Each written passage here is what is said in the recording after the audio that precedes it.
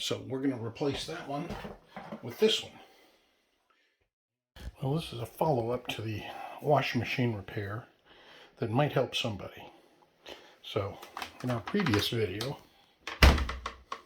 we replaced this set of valves. And by the way, this is an LG Smart something or other. Smart drum. LG Smart drum. Top loading, obviously. And so we replaced that, and because there was water leaking in the drum, and we knew that probably this valve was bad. So got a new one of these, put it in. The leaking in there stopped, and there had been water on the floor as well, so we thought maybe that would fix that. Well, it turns out that it still had water pouring out of it. So let me show you what the problem is. Okay, for reference, we're looking at the back of the washing machine, and if you come down, down, down, over here on this side of the machine, and you look up there, you see that this little area right here. Let's see if I can get this with a light on it. There. That little hole up there. Okay, so that little hole right there is a vent or a drain hole.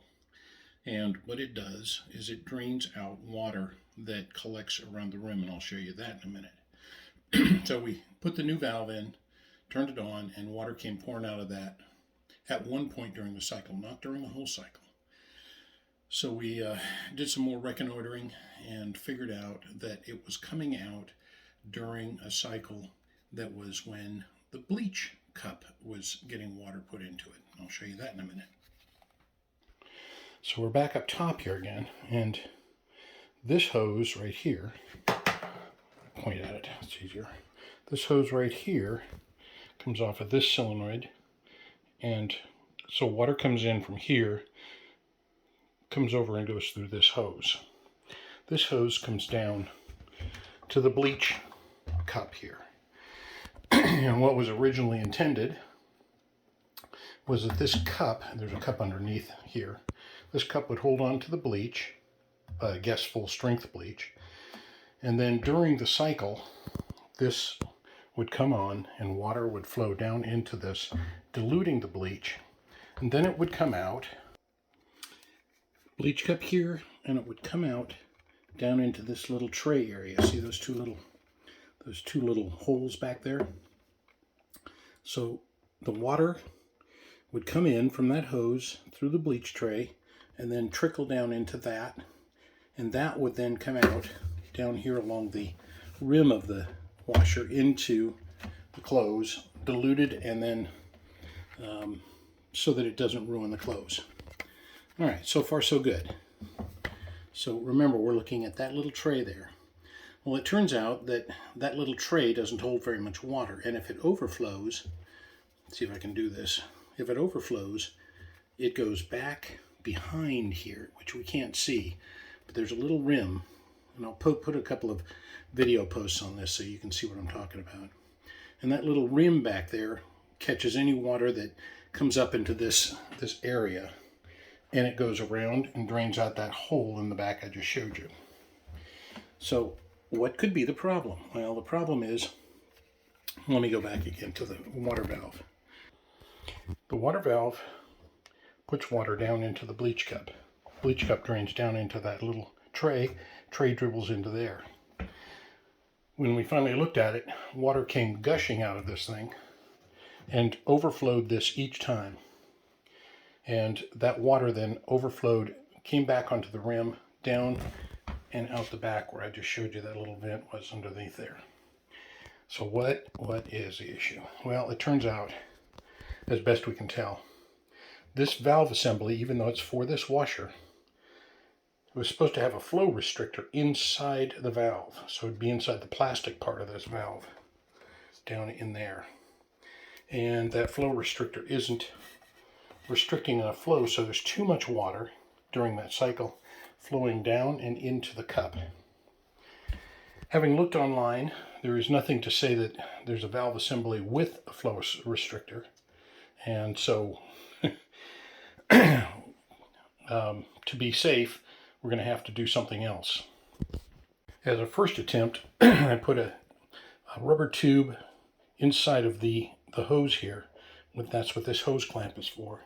There's a rubber tube inside this rubber tube to try and restrict the flow. The problem is the pressure that comes in from here is too great, and it squirts out around this hose clamp here because this is not made to hold high pressure. Normally this would open up and the water would flow openly down there, and so you wouldn't really develop much pressure at that point. But by restricting the flow here, the pressure has grown there and squirts out. So really we have to figure out how to put a flow restrictor inside of this valve, and I'll show you what we're going to do on that. Alright, so here's the valve assembly. 1, 2, 3, 4, 5 valves. And inside of here, this is the outlet that goes to the washer on each of these. And this is the outlet that goes to the bleach tray. This is the old one, by the way. So this is the old valve where this valve here had failed. Okay, so what we're going to do here now is we're going to look at inside these. So we're going to look inside here, and you see that blue thing down inside with 3 little holes? There's another one here. 3 little holes. Those are flow restrictors, and they sit inside there and keep a lot of the water from coming out like that.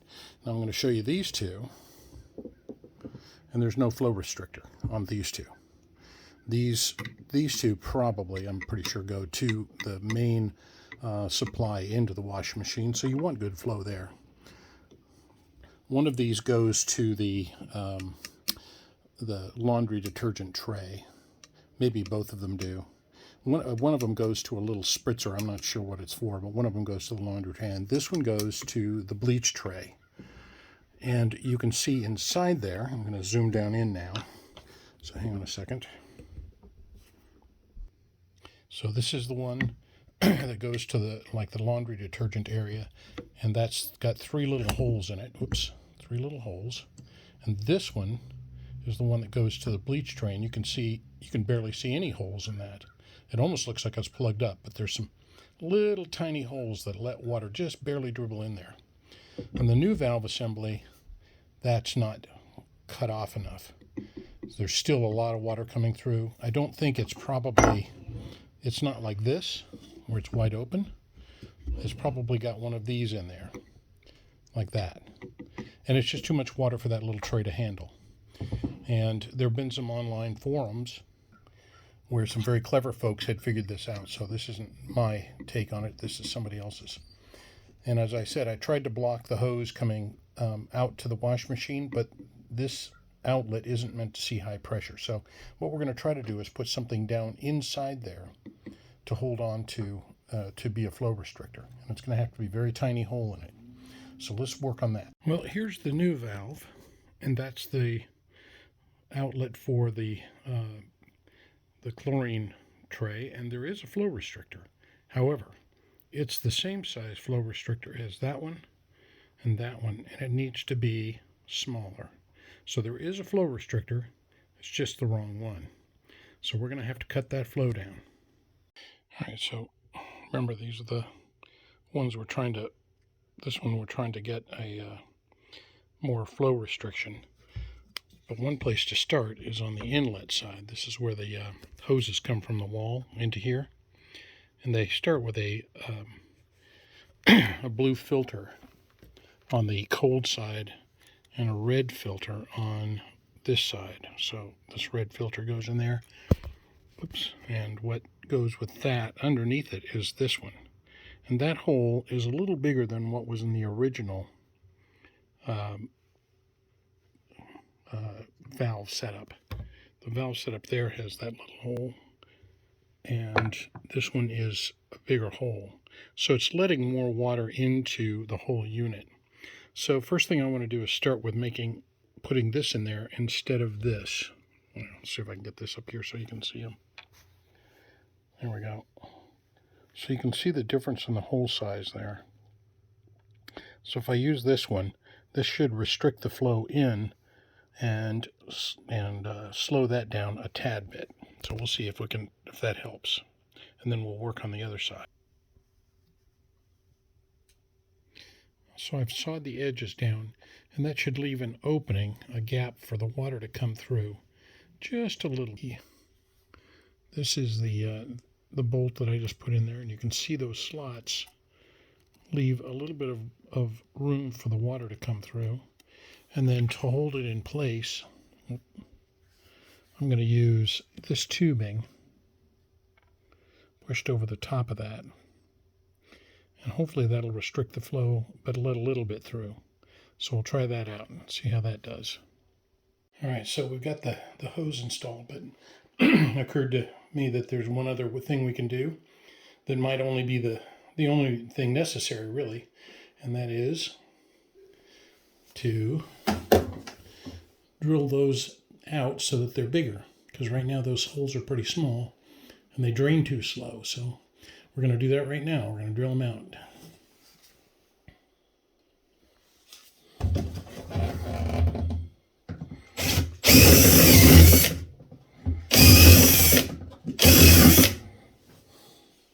That's the first one. I'll drill one more size bigger.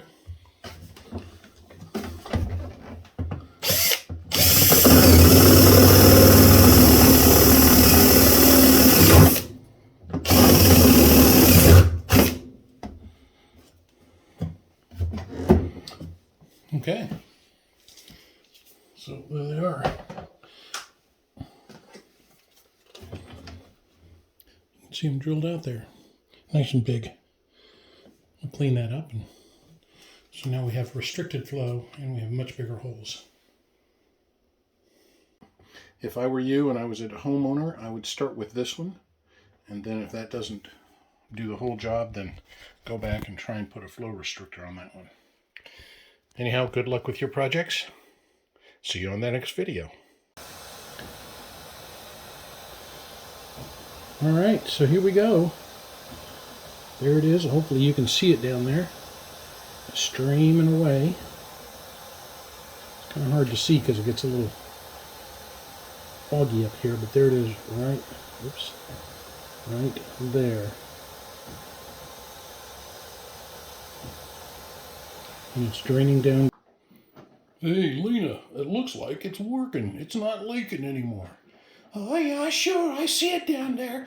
It's not leaking. And boy, that's good, because then the washing machine's working again. Hank, you're a genius. Well, thanks a lot, guys. And good luck on your projects. Hopefully this helps you if you run into the same problem on your washing machine. See you later. Bye.